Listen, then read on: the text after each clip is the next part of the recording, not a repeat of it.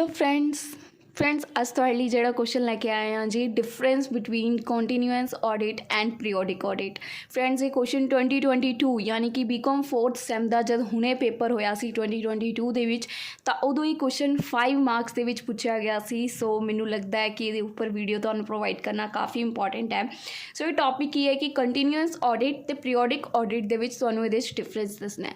पहली गल इन्हां दे नेम तो तुहानूं थोड़ा जिहा डिफरेंस क्लीयर होना चाहिए। कंटीन्यूअस ऑडिट ਹੁੰਦਾ कि कंटीन्यूसली चलता रहना, ठीक है। कंटीन्यूसली उस आप जिदा भी साढ़े अकाउंट्स वगैरह ने अकाउंटेंट का काम सीधा समझ लेने। सो कंटीन्यूसली उन्होंने ऑडिट करते रहना जब तक उन्होंने बैलेंस शीट वगैरह मैच नहीं होती। बट जो पीरियोडिक ऑडिट है that's mean set period of a time, एक पीरियड सैट किया होया उस तो बाद ही आप ऑडिटिंग करनी है, उस तो पहला नहीं कर सकते पीरियोडिक ऑडिट, ठीक है जी। हुण थोड़ा जिहा इन्हां दा डिफरेंस ध्यान आने। फर्स्ट पॉइंट है कंडक्ट दे विच देखो continuous audit is conducted throughout the year. जी कंटीन्यूअस ऑडिट है इनू आप थ्रू आउट दी ईयर कभी भी कंडक्ट कर सकते हैं, पूरे साल दे विच कभी भी बना सकते हैं। पर जी पीरियोडिक ऑडिट है periodical audit conducted at the end of the year, इनू सिर्फ असी साल दे एंड दे विच बना सकते हैं। समझ रहे हो। कंटीन्यूअस ऑडिट आप through out the year in between year कभी भी क्रिएट कर सकते हैं। बट जी पीरियोडिक ईयर है ऑडिट है at the end of the year बनानी है। उस तो बाद कोस्ट जी कंटीन्यूअस ऑडिट है ऑबवियस है साल अगर कभी भी बनानी पै सकती है तो एक्सपेंसिव पेगी और वो सानू लैस एक्सपेंसिव होएगी। Third point checking continuous audit conduct the deeply checking of the account. जी कंटीन्यूअस ऑडिट है ऑबवियस है हुणे साल दे विच कभी भी बनाई जा सकती है। सो ये थ्रू आप अकाउंट्स नू डीपली चैक कर सकते हैं, एक ट्रांजैक्शन नू चैक कर सकते हैं क्योंकि पूरा साल हुंदा अपने को। बट इन पीरियोडिक ऑडिट क्योंकि पीरियोडिक ऑडिट है जी वो साल के एंड विच बनती है और साल च एक बारी बनती है। सो ये चीज़ पॉसीबल ही नहीं है कि आप ईच एंड एवरी ट्रांजैक्शनस नू प्रॉपरली चैक करिए। सो ये चांसिस हो जाते हैं, there is a chances that some errors कि ये कुछ ना कुछ एरर्स हो सकते हैं क्योंकि ये पीरियोडिक है, साल च एक बारी बननी है। इनू आप साल च जिन्नी बारी चाहिए उन्नी बारी बना सकते हैं, ठीक है जी। उस तो बाद स्टेबिलिटी की है जी कंटीन्यूअस ऑडिट जी है स्टेबल होंदी है बिग ऑर्गेनाइजेशंस के लिए। जी वड्डियां ऑर्गेनाइजेशंस ने वही कंटीन्यूअस ऑडिटिंग नू कंटीन्यूअसली रख सकदियां ने, ठीक है। बट जी पीरियोडिक ऑडिट है वो सुटेबल होंदी है स्मॉल ऑर्गेनाइजेशंस के लिए क्योंकि छोटी ऑर्गेनाइजेशंस है वो साल च बड़ी मुश्किल नाल एक बारी ऑडिटिंग करवा सकदियां ने। बट बिग ऑर्गेनाइजेशंस जिन्नी बारी चाहन उन्नी बारी करवा सकदियां ने। सो इस सूटेबिलिटी दा पॉइंट लिख देवांगे। After that error and fraud. So जी कंटीन्यूअस ऑडिट है हेल्प करती है अर्ली डिटेक्शन ऑफ, क्योंकि ऑबवियस है साल च अगर आप इनू कभी भी करवा सकते हैं। सो सानू जल्दी तो जल्दी पता चल जाऊगे कित्थे एरर्स ते फ्रॉड्स ने ते कित्थे नहीं ने। सो ये जल्दी फड़ लैंदी है कोई भी अगर फ्रॉड हो रहा है। But under periodical audit early detection error is not possible. ये डिटेक्शन जोड़े एरर्स ने उन्होंने जल्दी फाइंड आउट नहीं किया जा सकता क्योंकि ऑबवियस है साड़ी ट्रांजैक्शंस प्रॉपरली चैकआउट नहीं हुई होंदियां since books are examined only after they are completed. So ये एग्जामिन कदों बुक्स नू चैक कदों किया जाता, ऑडिटिंग की होंदी है बुक्स नू रीचैक करना, प्रॉपरली ऑडिट करना, सारी बुक्स नू मैच करना। सो ये कदों होंदी है जो बुक्स कंप्लीट हो जाती हैं, बट ये कभी भी आप कर सकते हैं। सो ये दैट इज़ नॉट पॉसीबल, काफ़ी ज़्यादा बुक्स हो जाती ने इन बिटवीन ईयर।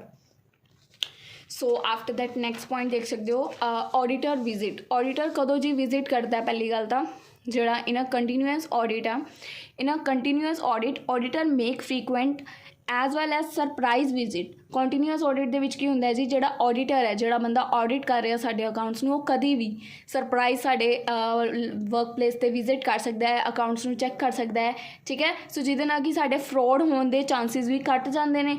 बट जोड़ा पीरियोडिक ऑडिट है उहदे विच एक टाइम फिक्स होंदा है कि आफ्टर अ ईयर उन्हें पर्सन ने आना है, ठीक है। In periodic audit the auditor visit the client just once a year, साल च एक बारी आंदा है and takes up the audit work when all accounts are balanced. और काम कदों करता है जो पूरे अकाउंट्स टोटल बैलेंस होंगे ने कंप्लीट होंगे ने उदों ऑडिटर वर्क करता है। सो आई होप तुहानूं डिफरेंस क्लीयर हो रहा होगा। आफ्टर दैट की है जी ऑडिट वर्क। जोड़ा ऑडिट वर्क है audit work is carry out as and van the accounts R being prepare. ਇਹ ਜਿਹੜਾ ਆਡਿਟ ਦਾ ਵਰਕ ਹੈ ਕੰਟੀਨਿਊਅਸ ਆਡਿਟ ਦੇ ਵਿੱਚ ਕੈਰੀ ਆਊਟ ਰਹਿੰਦਾ ਚਾਹੇ ਅਕਾਊਂਟਸ ਹੱਲੇ ਪ੍ਰੀਪੇਅਰ ਹੋ ਰਹੇ ਨੇ, ਠੀਕ ਹੈ ਜੀ। ਬਟ ਪੀਰੀਓਡਿਕ ਦੇ ਵਿੱਚ ਕੀ ਹੁੰਦਾ ਹੈ, audit work is start after the accounts are prepare. ਇਹਦੇ ਵਿੱਚ ਆਡਿਟ ਵਰਕ ਕਦੋਂ ਸਟਾਰਟ ਹੁੰਦਾ ਹੈ, ਜਦੋਂ ਆਫਟਰ ਅਕਾਊਂਟਸ ਜਦੋਂ ਕੰਪਲੀਟ ਹੋ ਜਾਂਦੇ ਨੇ ਉਸ ਤੋਂ ਬਾਅਦ ਸਟਾਰਟ ਹੁੰਦਾ ਹੈ। ਇਹ ਜਦੋਂ ਅਕਾਊਂਟਸ ਬਣ ਵੀ ਰਹੇ ਹੁੰਦੇ ਨੇ ਉਦੋਂ ਵੀ ਹੋ ਹੀ ਜਾਂਦਾ, ਠੀਕ ਹੈ ਜੀ। ਉਸ ਤੋਂ ਬਾਅਦ delay in dividend declaration. Continuous audit ਦੇ ਵਿੱਚ ਕੀ ਹੁੰਦਾ ਜੀ, ਦੇਖੋ ਜੀ, with the books of account being audited throughout the year. ਜਦੋਂ ਇੱਕ ਬੁੱਕਸ ਆਫ ਅਕਾਊਂਟਸ ਜਿਹੜੀਆਂ ਨੇ ਥਰੂ ਆਊਟ ਦੀ ਈਅਰ ਜਦੋਂ ਉਹਨਾਂ ਦੀ ਆਪਾਂ ਆਡਿਟਿੰਗ ਕਰਦੇ ਹਾਂ, ਫਾਈਨਲਾਈਜੇਸ਼ਨ ਕਰਦੇ ਹਾਂ ਅਕਾਊਂਟਸ ਦੀ, can be made on time just at the year end. So ਇਹ ਮਤਲਬ ਇੱਕ ਤਰ੍ਹਾਂ ਦੀ at the end of the year ਸਾਡੇ ਕੋਲ ਤਿਆਰ ਹੁੰਦੀ ਆ, ਕਿਉਂਕਿ ਆਪਾਂ ਪੂਰੇ ਸਾਲ ਦੇ ਵਿੱਚ ਕਦੀ ਵੀ ਆਡਿਟਿੰਗ ਕਰ ਸਕਦੇ ਹਾਂ। ਸੋ ਅਗਰ ਆਪਾਂ ਦੇਖੀ ਜੇ ਈਅਰ ਦੇ ਐਂਡ ਵਿੱਚ ਸਾਡੇ ਕੋਲ ਇਹਦੇ 'ਚ ਸਾਰੀ ਇਨਫੋਰਮੇਸ਼ਨ ਰੈਡੀ ਹੁੰਦੀ ਹੈ। ਸੋ ਆਪਾਂ ਇਹਦੇ 'ਚ dividend at the end of the year declare ਕਰ ਸਕਦੇ ਹਾਂ।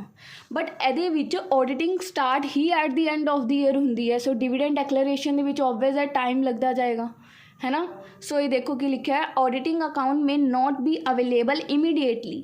ਜਿਹੜੇ ਆਡਿਟਿੰਗ ਅਕਾਊਂਟਸ ਨੇ ਜਿੱਦਾਂ ਈਅਰ ਐਂਡ ਹੋਇਆ ਇਹ ਤਾਂ ਨਹੀਂ ਹੈ ਕਿ ਅਵੇਲੇਬਲ ਹੋ ਗਏ, ਉਦੋਂ ਤੋਂ ਹਜੇ ਸ਼ੁਰੂ ਕਰਨਾ ਉਹਨਾਂ ਨੇ ਕੰਮ। So may not be available immediately after the end of the physical year, it may result in a delay. So ਜਿਹਦੇ ਕਰਕੇ ਡਿਵੀਡੈਂਡ ਡੈਕਲੇਰੇਸ਼ਨ 'ਚ ਵੀ ਡਿਲੇ ਹੋ ਜਾਂਦੀ ਹੈ। ਇਹਦੇ ਵਿੱਚ ਨਹੀਂ ਹੁੰਦੀ ਕਿਉਂਕਿ ਇਹ ਥਰੂ ਆਊਟ ਦੀ ਈਅਰ ਚੱਲਦਾ ਰਹਿੰਦਾ। ਬਟ ਇਹ at the end of the year the start ਹੁੰਦਾ ਜਦੋਂ ਸਾਡੇ ਅਕਾਊਂਟਸ ਵਗੈਰਾ ਕੰਪਲੀਟ ਹੋ ਜਾਂਦੇ ਨੇ ਇੱਕ ਤਰ੍ਹਾਂ ਦੇ, ਠੀਕ ਹੈ ਨਾ। ਸੋ ਇਹਦੇ ਵਿੱਚ ਟਾਈਮ ਲੱਗ ਜਾਂਦਾ, ਡਿਲੇ ਹੋ ਜਾਂਦੇ ਡਿਵੀਡੈਂਡਸ, ਇਹਦੇ ਵਿੱਚ ਪ੍ਰੋਪਰਲੀ ਟਾਈਮ 'ਤੇ ਸਾਨੂੰ ਰਿਸੀਵ ਹੋ ਜਾਂਦੇ ਆ।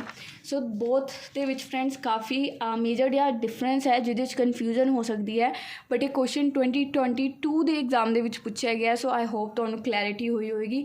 ਅਗਰ ਇਸ ਕੁਐਸਚਨ 'ਚ ਕੋਈ ਡਾਊਟ ਹੈ ਤਾਂ ਕਮੈਂਟ ਸੈਕਸ਼ਨ 'ਚ ਦੱਸਣਾ, ਔਰ ਅਗਰ ਕਿਸੇ ਹੋਰ ਕੁਐਸਚਨ 'ਤੇ ਵੀਡੀਓ ਚਾਹੀਦੀ ਹੈ ਤਾਂ ਸਾਨੂੰ ਕਮੈਂਟ ਸੈਕਸ਼ਨ 'ਚ ਦੱਸ ਦੇਣਾ, ਉਹਦੇ ਉੱਪਰ ਵੀ ਜਲਦੀ ਟੌਪਿਕ ਕਵਰ ਅਪ ਕਰਾਂਗੇ, ਠੀਕ ਹੈ ਜੀ ਫਰੈਂਡਸ। ਮਿਲਦੇ ਹਾਂ ਤੁਹਾਨੂੰ ਆਪਣੀ ਨੈਕਸਟ ਵੀਡੀਓ ਦੇ ਵਿੱਚ।